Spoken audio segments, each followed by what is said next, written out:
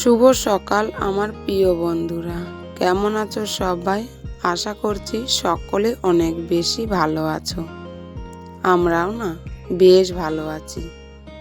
ভারতের ছোট্ট একটি শহর থেকে আমি শিখা ব্লগ চ্যানেলে সকলকে স্বাগত জানিয়ে আজকের ব্লগটি শুরু করছি। আশা করছি আজকের ব্লগটা তোমাদের ভালো লাগবে। ব্লগটা শুরু করছি একদম ভোরবেলা থেকে। এখন ঘড়িতে টাইম হয়েছে 4:30 মতো। ফোনের অ্যালার্ম শুনেই কিন্তু ঘুম থেকে উঠে পড়েছি। ঘুম থেকে উঠে বাসন কোটা নিয়ে সোজা চলে এলাম একদম কলের পাড়ে এসে একটু বাসনগুলো এখন মেজে নেব। আর কলের পাড়টা দেখো, চারিপাশে পুরো অন্ধকার। চারিপাশে কিন্তু এখনও কেউই ঘুম থেকে উঠিনি। তো আমি কলের পাড়ে লাইটটা জ্বালিয়ে নিলাম। লাইটটা জ্বালিয়ে না বাসন কোটা মেজে নিচ্ছি এখন বসে। আর এই যে বসে বাসনটা মাজছি, কিন্তু এখন প্রচুর মশা কামড়াচ্ছে পায়ে, তার মধ্যে রয়েছে তোমার ঠান্ডা। তো ওইভাবেই কাজগুলো করলাম, মশা মেরে মেরে বাসন কটা মেজে নিলাম। মেজে তারপরে যে ঘরে চলে এলাম। ঘরে এসে বাসন কটা রেখে নিলাম, রেখে তারপরে উনুনগুলো এখন মুছে নেব। আর আজকে কিন্তু আমার শ্বশুরমশাইও ঘুম থেকে ওঠেনি। এমনি দিন উঠে যায়, আর আজকে কিন্তু ওঠেনি। আজকে আমি আগে উঠে গেছি শ্বশুরমশাইয়ের থেকে। উঠেছে কিনা জানি না, কিন্তু আমি তো দেখতে পেলাম না। তো যা হোক, এই যে উনুনগুলো এখন মুছে নেব ভালো করে, পরিষ্কার পরিপাটি করে গুছিয়ে নেব উনুনটা। তারপরে এই যে দেখো, মেজে এনেছিলাম বাসন কটাও কিন্তু এখন রেখে নেব, বাসন রাখা রেখে। আর এইভাবে রেখে দিলে জলগুলো না ঝরে যায় বাসনের থেকে। তো তার জন্য ভাবলাম বাসন কটা একবারে গুছিয়ে দিই, তারপরে এই রান্নাগুলো করব, সবজিগুলোও বানাতে হবে। তো বাসন কটা গুছিয়ে নিলাম, গুছিয়ে নিয়ে তারপরে দিকে দেখো সবজিগুলোও কিন্তু বানিয়েছি। সবজি তেমন কিছু ছিল না, তো একটু রাতে ছোলা ভিজিয়ে রেখেছিলাম। তো ভাবলাম ছোলা আলু দিয়ে একটু তরকারি করব আর ভেন্ডির চচ্চড়ি করব। তো এই যে কেটে নিয়েছি আলু আর ভেন্ডিটা। আর এই পাশে দেখো দুই দিকে দুটো কড়াইটাও বসে দিয়েছি, যেহেতু তাড়াহুড়ো রান্না রয়েছে তো সেই কারণে। আর আজকে আমার ছোটো মেয়েও কিন্তু ঘুমোচ্ছে, কেউ কিন্তু উঠিনি, সবাই ঘুমোচ্ছে। আমি কিন্তু অন্ধকারে উঠেই ভোরবেলা রান্নাগুলো করে নিচ্ছি।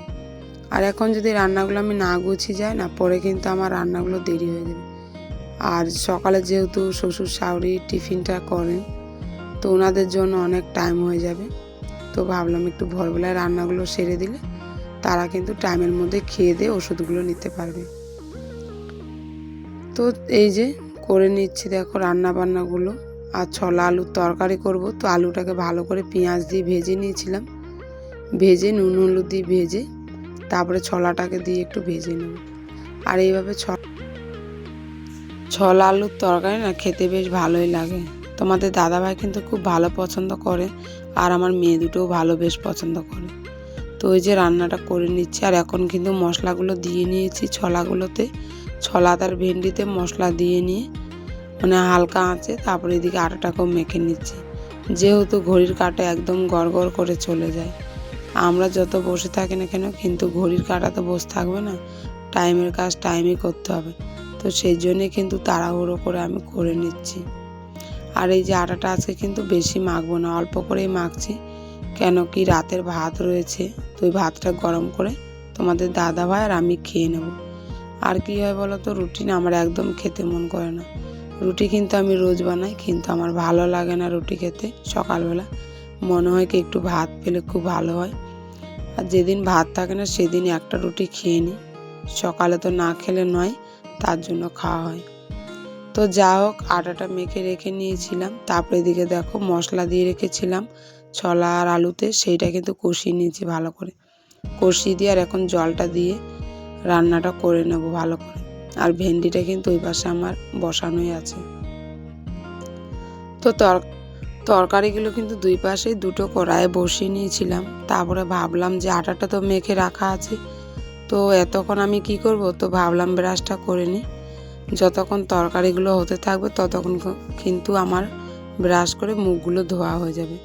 তো এই যে বাইরে চলে আসলাম ব্রাশ করতে, উঠানে এসে ব্রাশগুলো করে নিচ্ছি। আর এখন দেখো কত বেলা হয়ে গেছে, মানে 5:30 বেজে যাচ্ছে। তো তাড়াহুড়ো করেই ব্রাশটা করলাম। ব্রাশগুলো করতে করতে একটা বস্তা ছিল, মানে ভালো বস্তা, তো কাঠের ওই দিকে ফেলে দিয়েছিল বাচ্চারা, তো সেটাই তুলে নিয়ে এসে রাখলাম ওই যে টেবিলে। তো অত উঁচু টেবিল, ওটা কাজের টেবিল মানে মিস্ত্রিদের, তো নিয়ে যায়নি, তো ওই টেবিলটাতে রাখলাম। রেখে মুখটা ধুয়ে নিয়েছিলাম। মুখটা ধুয়েই আবার চলে এসেছি পুরো রান্নাটা করতে। তো তরকারি আমার হয়নি, মানে ভেন্ডির তরকারিটা হয়ে গেছিলো, আর ছোলা আলুর তরকারি কিন্তু আস্তে আঁচ করে মানে রান্নাটা করছি। তো ভাবলাম এবার রুটিটা তাড়াতাড়ি করে বেলে নিই, যেহেতু বেলা হয়ে যাচ্ছে, তাড়াতাড়ি করে কিন্তু রান্নাটা না করে গেলেও মানে দেরি হয়ে যাবে। আর ভাত থাকলে কি ভাত বসিয়ে এটা ওটা করা যায়, কিন্তু এই যে রুটি বানাতে গিয়ে কিন্তু কিচ্ছু কাজ হয় না, ওই রুটির কাছেই কিন্তু দাঁড়িয়ে রুটিটা করতে হয়। তো যা হোক, রুটি বানাতে বানাতে আমার রুটি বানানো শেষ। তারপরে উনুনগুলো পুরোটা মুছে পরিপাটি করে নিলাম। তারপরে নিজেও একটু মুখ হাত ধুয়ে পরিষ্কার হয়ে নিয়ে এই যে দেখো এখন রেডি হয়ে পড়েছি। এখন বেরোবো, তো তাড়াতাড়ি করে রেডিটা হবো। আর তোমাদের দাদা ভাই আর বড় মেয়ে তো বেরিয়ে পড়েছে, তো আমি একটু লেট হয়ে গেল আমার, যেহেতু আমার সব রকমের কাজকর্ম করে রেডি হতে হয়, সেই জন্য কিন্তু আমার দেরি হয়ে যায়। তো এই যে দেখো রেডি হয়ে পড়েছি। আর এখন যা ঠান্ডা পড়েছে, গায়ে সোয়েটার না দিলে না সাইকেল একদমই নিয়ে যাওয়া যায় না। মানে সাইকেল চালাতে বসে এত ঠান্ডা লাগে আর কি বলবো, সাইকেল না চালানো না বুঝতেই পারতাম না ঠান্ডাটা। তো এই যে সোয়েটারটা পরলাম, এখন কিন্তু চাদরও নেব, তারপরেই কিন্তু বেরোবো, না হলে ঠান্ডা পুরো গলা ফলা ব্যথা হয়ে গেলে আবার সমস্যায় পড়ে যাব। আর তোমাদের দাদা ভাই আর মেয়ে তো আসবে না ক্যামেরায়, ওরা পেছনে রয়েছে, আর আমি কিন্তু এই যে আগে যাচ্ছি।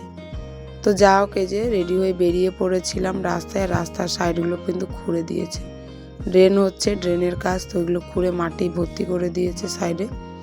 তারপরে এই যে দেখো রোডে চলে আসলাম। এই রোডটা পুরো স্কুলের রাস্তায়, তো ওই দিক দিয়ে যাচ্ছিলাম।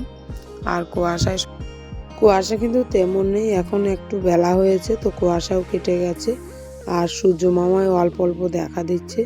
তো এই যে স্কুলের দিকে পৌঁছে গেলাম। পৌঁছে কিন্তু স্কুলের কাজকর্ম পুরোটা হয়ে গেছে, মেয়ের ভর্তি হয়ে গেছে। আর মেয়ের স্কুল তোমাদের দেখানো হয়নি, দেখিয়ে দেবো কোনোদিন একটা ভিডিওতে। মেয়ের স্কুল তোমাদের সাথে নিশ্চয়ই শেয়ার করবো।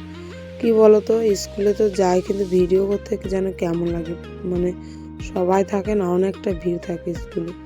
স্কুলের জায়গা তো একটু স্কুলের মতোই থাকতে হবে, তো মানে অনেক মা বাবারা এসে থাকে, তো সবার মাঝখানে না ভিডিও করতে মনে হয় না, তো তার জন্য আর স্কুলের ওখানে ভিডিও করতে পারি না। তো চেষ্টা করবো একদিন ভিডিও করতে তোমাদের মানে দেখাবার জন্য, তো পরে একদিন দেখা মানে যাবে। তো যা হোক, স্কুলের থেকে বাড়ি এসেছিলাম, বাড়ি এসে কিন্তু বাচ্চাদের জামা প্যান্টগুলো ধুয়ে নিচ্ছিলাম। জল যেহেতু এসে পড়েছে আর অনেকটা কিন্তু বেলা হয়েছে, তো তাড়াতাড়ি করে ধুবো, ধুয়ে কিন্তু আবার চানটাকে করতে হবে। আর এখন যদি না ধুয়ে নিই না, তাহলে কিন্তু জামা কাপড় শুকতেও অনেকটা মানে দেরি হয়ে যাবে, তো সেই জন্য কিন্তু আমাকে তাড়াতাড়ি করে ধুতে হবে। তো যা হোক, আজকের ব্লগটা কেমন হয়েছে জানিও, লাইক কমেন্ট শেয়ার করে, আর ভিডিওটা ভালো লাগলে সাবস্ক্রাইবার করে দিও, আর এইভাবেই পাশে থেকো। তো জামা কাপড়গুলো ধুয়ে তারপর কিন্তু আমি সোজা চান করে নিয়েছিলাম। চানটা করে তারপরে এই যে দেখো মানে খাওয়া দাওয়া করে গুছিয়ে নিলাম শুকনো জামা কাপড়গুলো। তো মানে এখন বিকেলবেলা জামা কাপড়গুলো গুছিয়ে না, তারপরে উঠোনটা ঝাড়ু করে নিয়েছিলাম। ঝাড়ু করে আবার এই যে বসে পড়েছিলাম, একটু ঘুঙ্গি বানাবো, বড় ঘুঙ্গি। তো রাখাই ছিল, বিলের তোমাদের দাদা ভাই এনেছিল বিলের থেকে, তো ভাবলাম আজকে একটু বিকালে রান্না করব, তো এই যে বানাতে বসবো। তো একটু ঢেলে নিয়েছিলাম, আর হাঁসগুলো কিন্তু ছোট ছোট যে গুগলিগুলো থাকে সেইগুলো কিন্তু খেয়ে নিয়েছে, আর বড়গুলো কিন্তু খেতে পারছে না। তো এবার ওদেরকে তাড়িয়ে দিলাম, তাড়িয়ে তারপরে এদিকে শাশুড়িও চলে এসছে, আর এদিকে আমার মেয়ে দেখো গামলায় ঢুকে খেলা করছে, আর এদিকে শাশুড়ি আর আমি মিলে ঘুঙিটাকে বানিয়ে নিচ্ছি।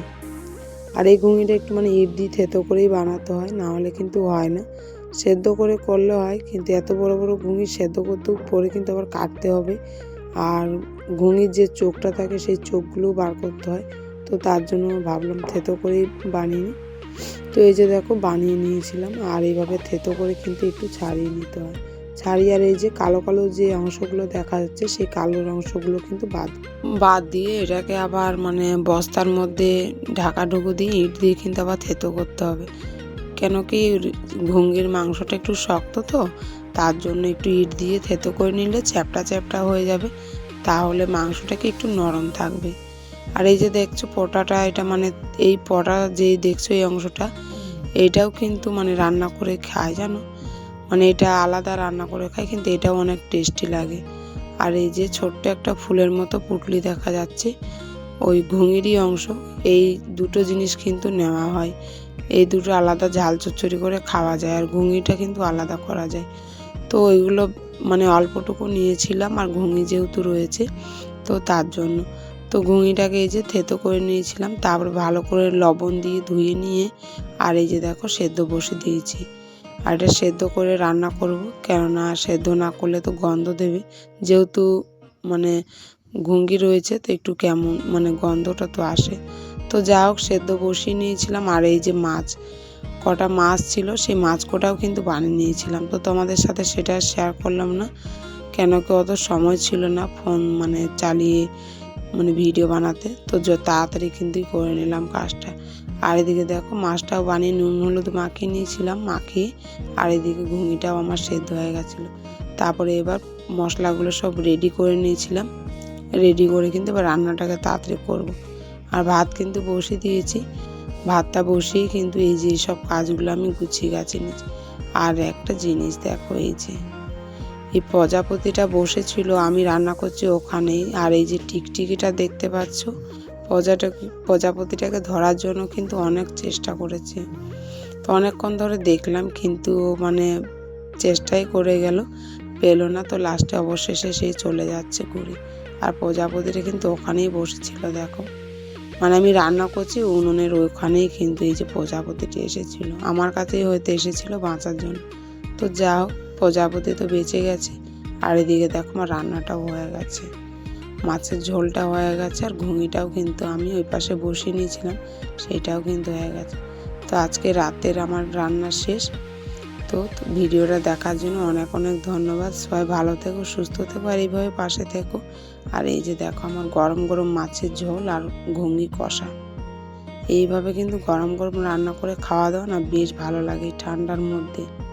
তো আজকের ভিডিওটা আমার এতটাই। ভিডিওটা দেখার জন্য অনেক অনেক ধন্যবাদ। সবাই ভালো থেকো আর নিজের পরিবারকে ভালো রেখো, আর এইভাবেই আমাকে সাপোর্ট করে যেও। তো অনেক ভালো লাগবে আমার পাশে যদি থাকো, তাহলে কিন্তু আমার খুব ভালো লাগবে। তো এই যে রান্না বান্নার শেষে একটু সবার জন্য ভাত বেড়ে নিলাম রাতে খাওয়ার জন্য, শ্বশুর শাশুড়ি আর মেয়েদের জন্য। তো tata, bye bye, good night সবাই।